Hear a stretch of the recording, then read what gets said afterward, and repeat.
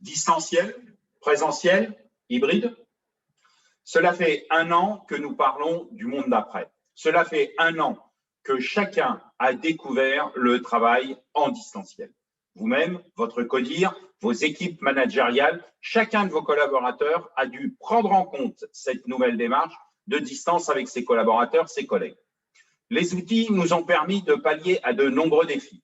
Chacun a su les relever. Nous allons devoir prendre en compte ces nouvelles pratiques dans le quotidien de chacun. Ceux qui ont pu ou ont dû faire du distanciel, ceux qui n'ont pas pu faire de distanciel.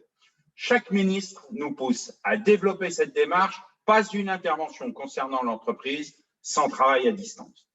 Et pourtant, si 100% des emplois étaient praticables à distance, sans présence au sein des services, des usines, chez les clients, sur le terrain, ça se saurait.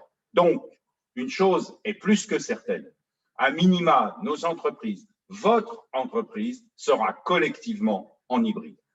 La question n'est donc plus comment nous allons manager le retour au présentiel, ni comment nous allons manager la pratique du distanciel.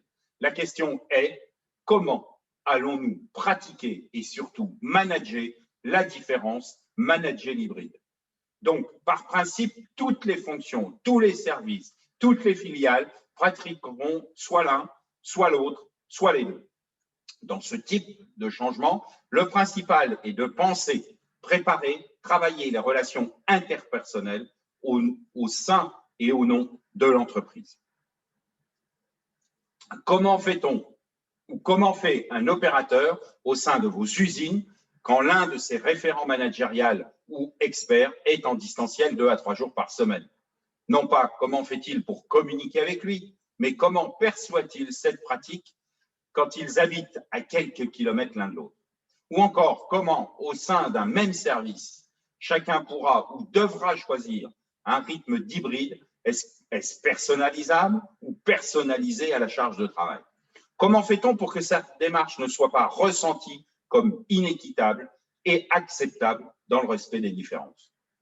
Bien évidemment, ce qui est important, c'est qu'un accord global soit trouvé afin que les pratiques soient généralisées en hybride.